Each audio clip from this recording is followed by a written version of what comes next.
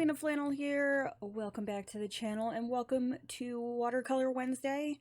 So, for this week, I thought we would do something a little bit different. I talked about this in my last what was supposed to be a color and chat video from Friday that nobody got to hear because the audio didn't record and it ended up becoming just a speed color. But I am working on trying to record a little bit ahead for some of the speed painting videos, especially, you know, the Watercolor Wednesday videos. What I'm finding is happening is, so just a little background. I typically record during the day when my husband is at work and my son is at school. I just find it easier for me to focus, and I'm not worried about somebody, you know, coming in the office if they need something. And also, as a stay-at-home slash work-at-home parent, I can piece things together around housework and, you know, whatever else I have going on. So what I have been doing is I start work on the painting typically on Monday in the hopes of getting it done in a day, and then Tuesdays I use to edit. Well, what I've been finding is happening is some of the more detailed pieces end up taking longer, and then I'm trying to finish them and edit on Tuesday to be able to have them ready to come out Wednesday morning. And it was starting to stress me out a little bit. And then obviously if something happened and I got behind, either the video wasn't ready to come out on Wednesday or it had to come out later, and it just, you know, it made me kind of feel like my schedule was off. So for this week, I wanted to do a little bit of a shorter video for you guys. That way I can start working on next week's Watercolor Wednesday towards the end of this week, and then next week be working on the one for the following week, if that makes sense. So basically, like, I have something ready to come out while I'm working on the next week's video, just to make me feel a little more in control of the process. And again, if, you know, something happens and I have to use, you know, a Wednesday or a Thursday to edit, that I don't feel like I'm having to rush through the project or the editing to get it out to you guys. So for this week, I thought it would be fun to take a little tour of my watercolor palettes, and not only to share with you guys what I'm working with, but then when I come back next year and do this, seeing what has changed, and have I swapped any colors out, have I, you know, kept the same, you know, essentially the same palette, you know, talking through kind of my thought process and just saying where I'm at in a year, because I am new to watercolor. And yeah, so that's what I thought we would do today. So I'm gonna start with one palette at a time, and I'm gonna kind of leave the side of the screen over here open, and then I am going to put this in as an image for you guys so that it's up on the screen. That way, as I'm talking through the palette, you can see the colors and, you know, any of the references and notes and whatnot that I have made on here. And then yeah, we'll kind of talk through why I chose some of these colors and how I find myself using them, you know, and whatnot. So let me go ahead and get things kind of shifted around, and I will be right back. Okay, so let's start with my first watercolor palette. This is the first palette that I ever built. It is just a simple plastic pan. It's got the little thing here, so if you want to hold your palette. This one has 1, 2, 3, 4, 5, 6, 7, 8, 9, 10, 11, 12, 24, 28 slots in it. I got this off Amazon. I'll drop a link to it in the comments below. And it's got a lot of mixing trays here. I'm a messy painter, as you can see, so a lot of times, yeah, I leave my extra paint in the trays, and then when I mix future paint, sometimes things get jumbled together, and you would be surprised. Like there's been a handful of times that I have done that and tried to avoid mixing with what was already in the tray, and couldn't be avoided, and ended up really liking the result.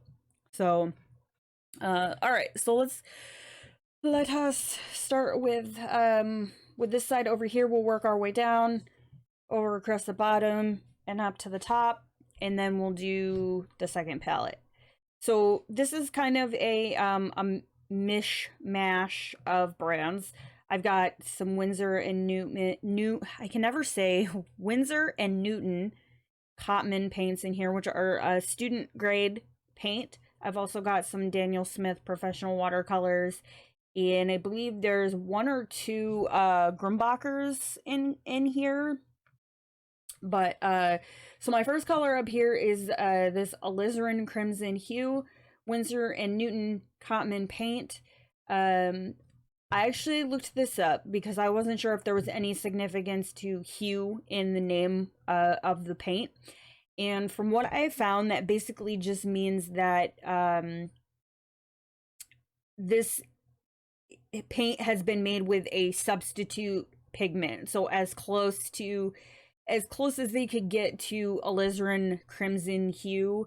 A lot of times, you know, manufacturers will swap out pigments with something more modern, something more cost affordable if something gets discontinued. So it doesn't mean that it's in any way inferior to a true Alizarin Crimson paint. It's just made with a different pigment. So I chose this mainly for mixing purposes. I use this a lot with my siennas over here, just to give things a little bit of a you know, a reddish tint. I use it for hair. I've actually mixed it, I believe, with one of my yellows or oranges down here, for a hair study that I was working on. But yeah, so that for me is a mixing color. My next one is another Windsor & Newton. This is Cadmium Deep Red. I wanted a brighter, more vibrant red. I actually haven't even used it. Yeah, so some of these have barely been touched, and that's not to say that when the right project comes along, or as I, you know, gain more experience in my watercolor journey, that they won't, because obviously I don't want to waste the paint. Some of these were put in here, you know, kind of on recommendation, and then as I have gone along and I have found, and as I go along, find, you know, what colors I go to more often, this palette might get slimmed down or changed, you know, so. Same thing with the next one. This is an Indian Red. I haven't used this. It's a brownish red. I don't think I have used this in any projects. That one is also Windsor & Newton Cotman paint. My next one is Permanent Rose. I have used Permanent Rose and Opera Pink, mixing up skin tones. I find they give a nice like peachy, pinkish peach for skin tones, as long as you're careful not to put too much in. So the Permanent Rose is a Windsor and Newton. The next one, Opera Pink, that I just talked about, is a Daniel Smith paint. My next one is another Windsor and Newton. This is Dioxazine Purple. This one I sometimes will mix with some of my greens to get almost like a really like a piney type green. Then I have Daniel Smith Moonglow. I feel like this is the Daniel Smith paint that most people have somewhere in their palette, or what got them into the world of Daniel Smith paints, because this is a gorgeous color. It's a gray purple. And I really like using this for skies. I have done some mixes with it. I believe it was, what was I doing? It was not so much a mix, but a color bleed with one of my pinks. It may have been the permanent rose. But this is a really fun color. I will say though, this is also this is a granulating color. So if you're unfamiliar with what granulating in watercolor means, it's certain pigments react differently to water, and so sometimes those pigments will cluster together, and you can get some really interesting texture and modeling and effects with your paints using granulating colors. The only thing you want to be careful of is obviously what you're painting. So I wouldn't use a granulating paint necessarily if I was doing skin, depending on how granulating that pigment was. So you always want to test your paints out, beforehand. But yeah, you might end up with some interesting textures. I guess it depends on the type of look that you're going for, but that's one thing to keep in mind. And Daniel Smith does have quite a few granulating paints in their line. If you go to their website, you can look up the individual colors, and it will tell you whether or not it is a granulating, non-granulating, if it's a staining color. So I highly recommend that, as you're building your own palette, really thinking about what kind of art that you're doing, what kind of subjects you like to paint. So yeah, that's one of my favorite colors. I actually have a picture that I'm working on in one of my Hannah Carlzon books that that I'm using this for a background. Next one is Cobalt Violet, Daniel Smith Cobalt Violet. I don't think I have any current projects that I have used this in, unfortunately. Next, I'm going to kind of do the next three, four-ish kind of together here. So, Cadmium Orange Hue. This is a Windsor and Newton paint. This is a really bright, almost traffic cone orange. I tend to find when I use this that I'm mixing it with my raw sienna over here to kind of like tone it down. I'll put a little bit of the raw sienna in there because it's a very bright orange. I think I also used it in doing something with skin tones, playing around with skin tones. It also mixed with my,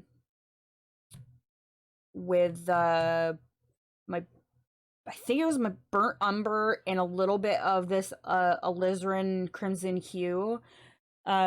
Works really well for pumpkins. So I've definitely used it in some mixes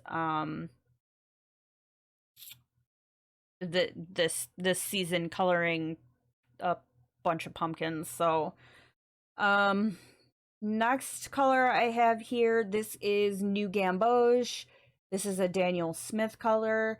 In the palette and on the swatch sheet, it looks like a very orange tinted yellow, like more on the orange side.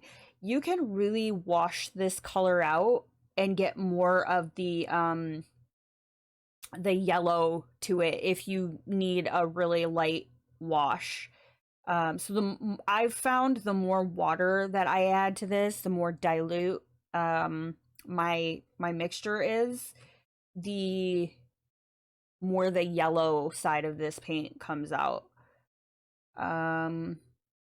So then my next one is this is a Cadmium Yellow Hue, Windsor and Newton Cotman paint. I've used this one more for tinting, so I'll add it to like my, maybe just a little bit to like my Bur Umber.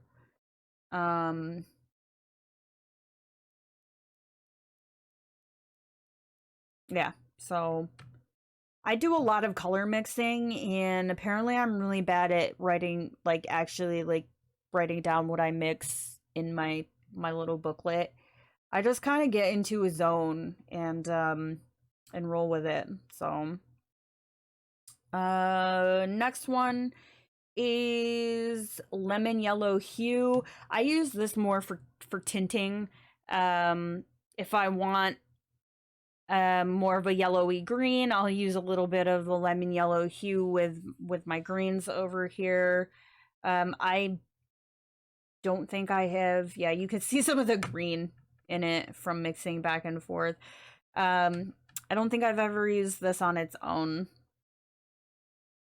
Just for mixing.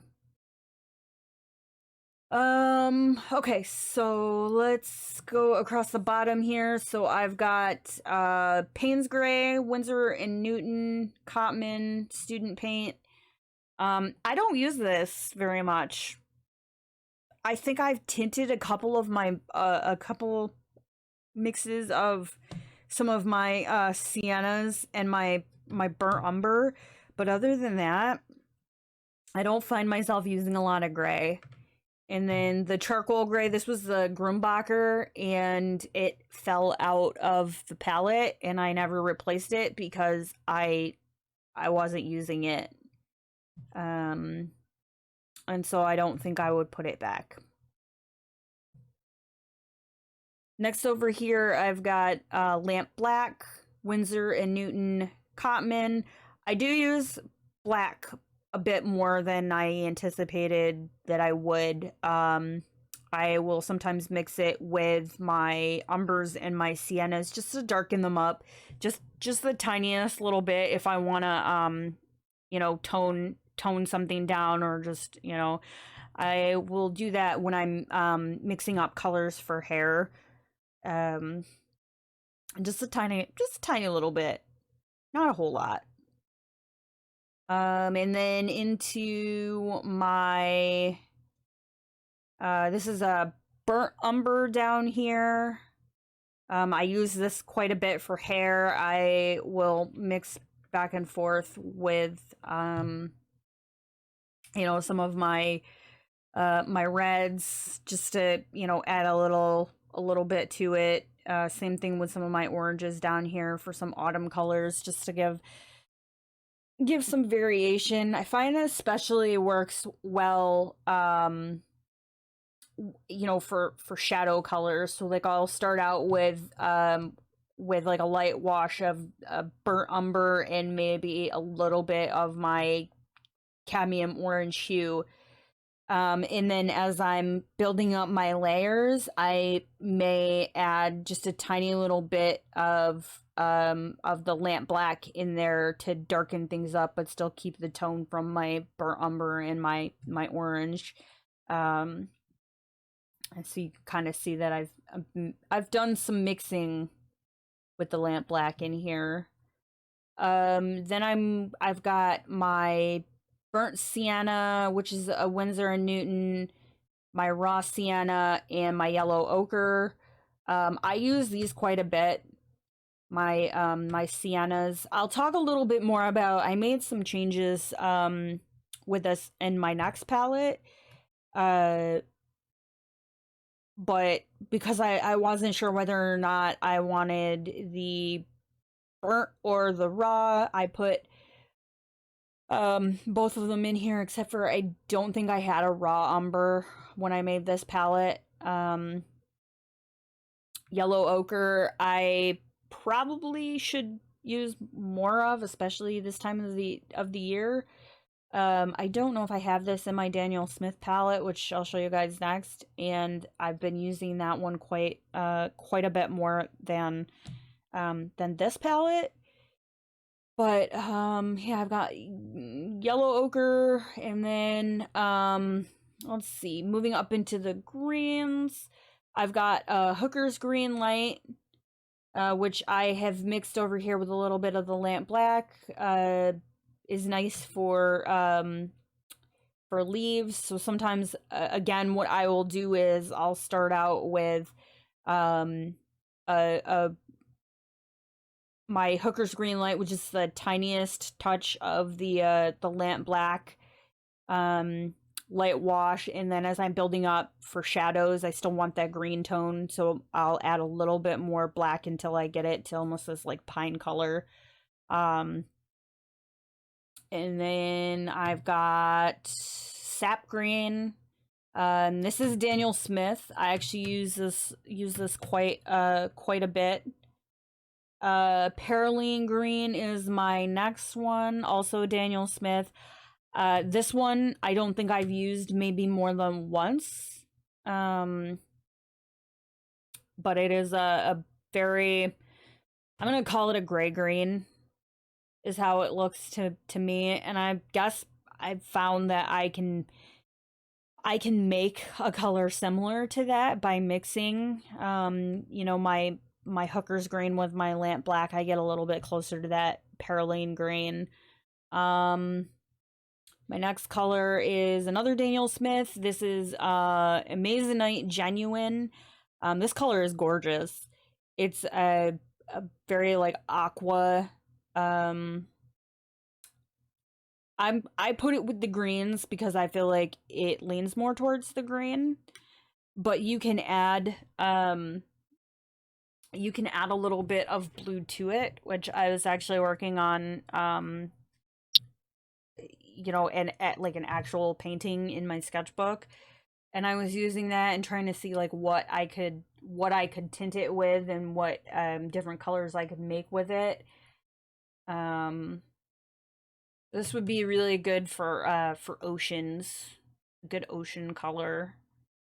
Next one is Prussian Blue. This is Windsor and Newton. Cotman again. Nice, like just dark blue. I'm trying to think if I've made any mixes with Prussian Blue. Possibly something up here.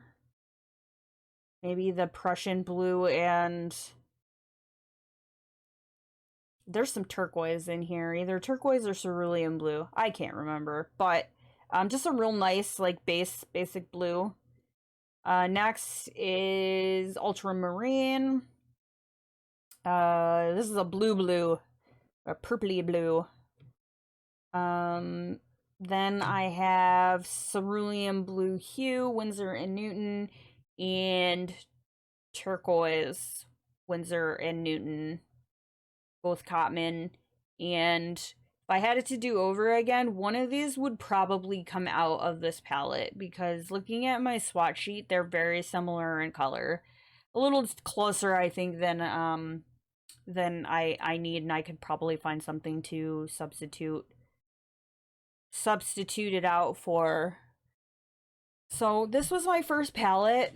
I still use it occasionally. I am going to take it with me when I travel. And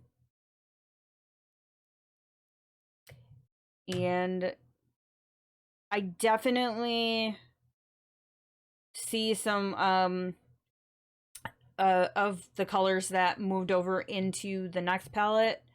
The one that I've been really favoring lately, that I use quite a bit, in that then there are some colors that I probably, if I was to redo this, wouldn't necessarily put in here. I think when I built this, I got into this headspace of needing to fill all of the wells at once. And I probably should have just started with maybe 4 or 5 colors first, and then built things up as I need them, because I have a lot of paint. I have 5 of these containers. This is my student grade paints, and then my Daniel Smith paints are divided into the other 4 of these by color family. And sometimes I'll pull other colors out, or other, specialty type things out from the boxes to use for a project and put them in another palette. But so yeah, that's palette number 1.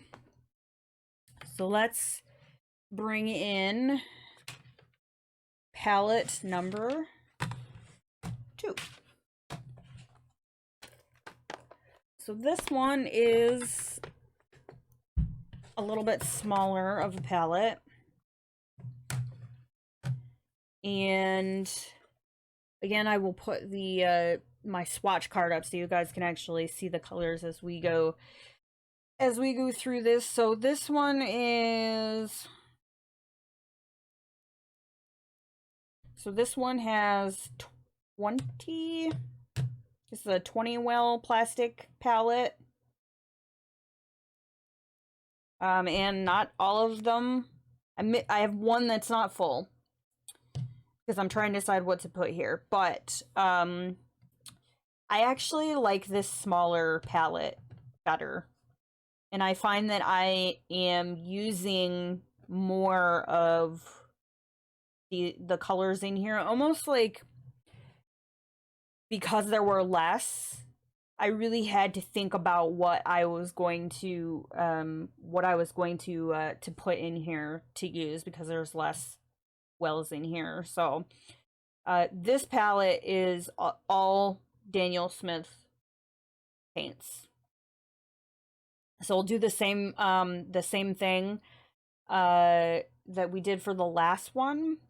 I will put the swatch card up on the screen so you guys can look at it, and we'll start down here and move up.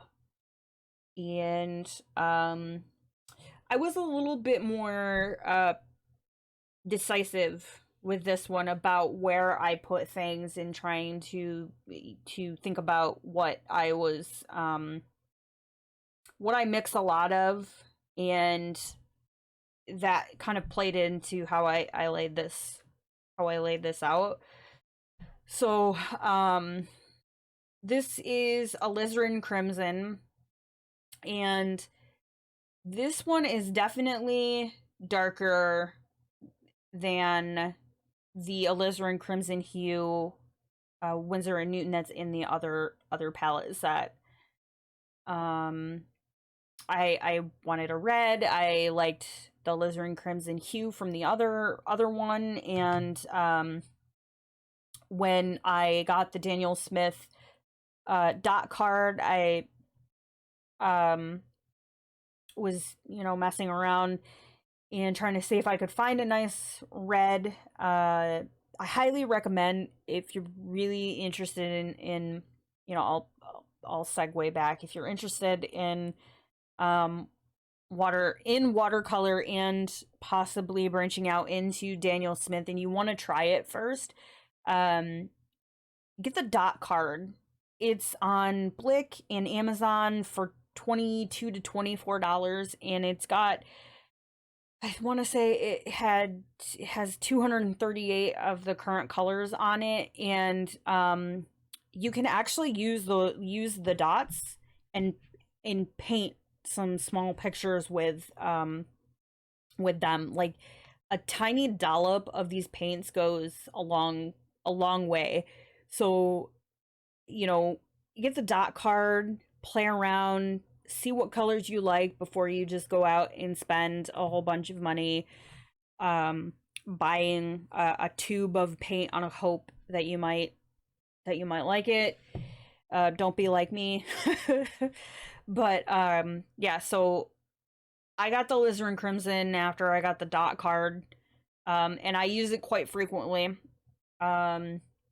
I am working on something that has apples in it, and I use the Alizarin Crimson with one of my I actually think it was the new Gamboge, one of my yellows down here. Not necessarily mixing, but doing some color bleeds.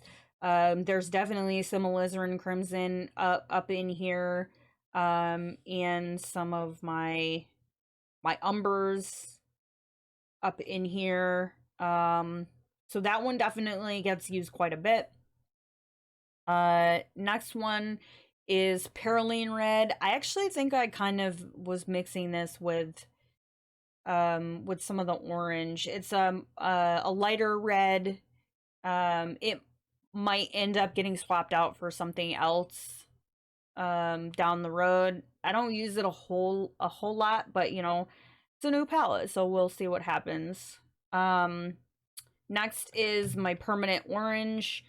This one is definitely, for me, this is a mixing color. I use this for pumpkins, but I mix it with a little bit of Alizarin Crimson and my browns down here, because it's a very bright, vibrant orange, so I tend to tone it down quite a bit. Next is New Gamboge again. Now, this swatch card, you can see the differences in tone that you get with this paint. For this one, I must have used more water because it looks more yellow on this swatch card than it does on the swatch card for my other palette, where it looks more orange. So that's just kind of, you know, some of that variation that you can get with this color, which is part of the reason that I put it in the, you know, in my palette. And I can always add a little bit of you know, my permanent orange to it if I need to, which I think is what happened in here. And then my next one is Cadmium Yellow Light Hue. That's again a mixing color for me. Same thing with most of my yellows and my oranges, they get mixed. I very rarely use them just straight out of the pan without them being tinted with something else. It just ends up being the way the way I've kind of found works for me. So we talked about the yellows, so I'm just gonna back up just a little bit. So I've got permanent orange, New Gamboge, Cadmium Yellow Light Hue, and Hansa Yellow Medium. And I mix a lot of my paints, so that tends to be what happens with those. So the next one, Opera Pink. This one I was not sure about, and that's part of the reason why I only put a little bit. Excuse me, got the hiccups. Why I only put a little bit in the pan, because I wasn't sure how much use I was going to get about it, or get out of it. It's a very bright pink, and I tend to, I'm not a overly pink person.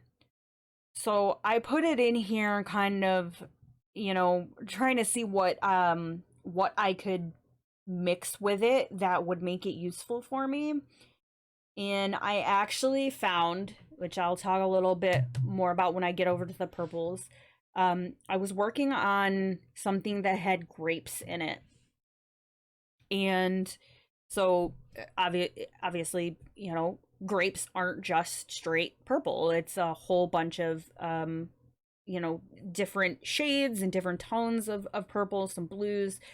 And so what I ended up doing was using the opera pink as my highlight color, and while it was still wet, taking my quinacridone purple and dropping it onto the pink, and just to see um how it looked, and it actually came out really, really cool. Like, I was really pleased with the results that I got from it. And then to take it a step farther, um there was some, I want to say it was probably ultramarine blue and maybe a little lamp black that was on the palette that got mixed in with some of the purple. And even better, like, I don't have it on my desk, or I would show you guys, and it's something I'm still working on, but this worked great as a highlight for grapes. So that's the opera pink. My next two are raw sienna and raw umber. I went with the raw sienna and the raw umber for this palette instead of the burnt, because I found myself mixing them, and I wanted just that flat sienna and umber to use to tint other things. And so that's kind of what was going on over here. I used them for some hair. Definitely get a lot of use out of these for autumn photos. And so that's part of the reason why I put these over here on this side, is because I found that I was mixing my browns and my black with with my oranges, so I kept them on this side of the palette. That way I wasn't, like crossing the palette. So they're over here, and it still gives me access to be able to mix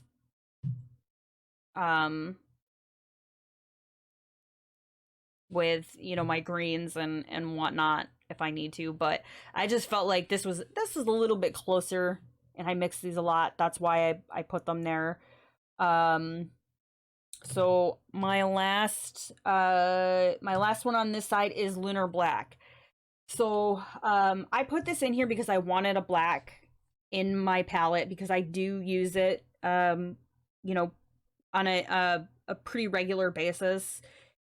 And when I put this in here, this was the only Daniel Smith black I had, was the Lunar Black. I have since gotten Lamp Black, but it's not in my palette yet.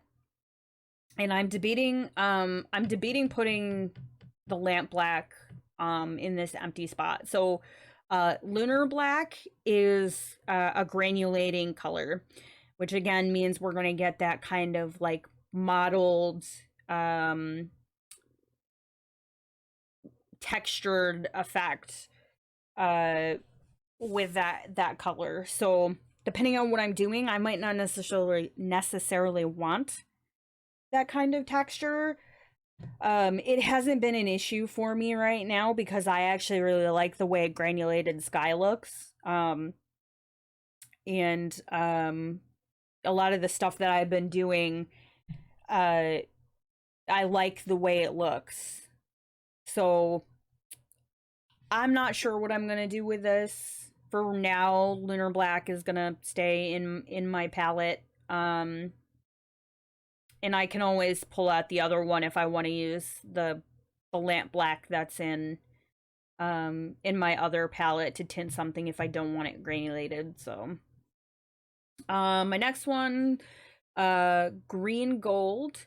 This is a new this one is a new paint for me. This was not anything that was in my other palette, but it seems to pop up pretty frequently on a lot of the watercolorist palettes. It's a very pretty color. You get some really nice like variations of the green and the gold, depending on how much water you mix with it to how much pigment. I was using it on some leaves, and I liked that based on how I moved the paper, I get a little bit of the gold, a little bit of the green. I also mixed a little bit of my sap green in there, which is what was going on here, and I liked the way it looked. It played really well with some of the yellows and the browns when I was doing some wet on wet to try and color bleed for some of my leaves. Sap green is a pretty standard green, and you can do quite a bit with it. You could tint it to darken it. You could add some of your purple to get a really nice pine green with it. So that's a pretty useful color there. Next one is the Amazonite Genuine, which I talked about with my other palette, and I was working on some Starry Night, or I was working on something with the Northern Lights, so I was mixing up turquoises and things like that. And so this is Amazonite Genuine, and I believe Ultramarine Blue, and a little bit of Cadmium Yellow Light Hue over here. And then I've got Rose of Ultramarine. I haven't used this yet, but this is another color that a lot of people rave about. I just haven't had the right project come along, but it is a gorgeous rusty rose color. And then we've got Moonglow again. And this is a new one for me, the Quinacridone Purple. I just got this. And this was the purple that I used when I did my grapes the other day. And I really liked the way it turned out. I'll have to throw that picture up on Instagram once I'm finished with it. It's still kind of in the, it's still being worked on. So, next, French Ultramarine, which is another color that a lot of people in the community rave about. It's pretty similar to the Ultramarine Blue. I think the biggest difference that I see looking at my swatch card is the French Ultramarine seems to be more granulating than the Ultramarine Blue, but they're pretty similar. So I don't know, I might swap out my Ultramarine Blue at some point down the road. And then this is my last color here is Prussian Blue. I like mixing this with the Lunar Black for skies. So, but yeah, so that is my 2021 watercolor palette review. If you guys use any of these colors, feel free to let me know down in the comments what your favorite watercolor colors are. If you have any recommendations for me, anything like that, I would love to hear them. And I look forward to seeing you guys in the next video. If you enjoyed this, please feel free to like, subscribe, hit the bell to get notified when I post additional content, and I will catch you guys in the next video. Thank you so much.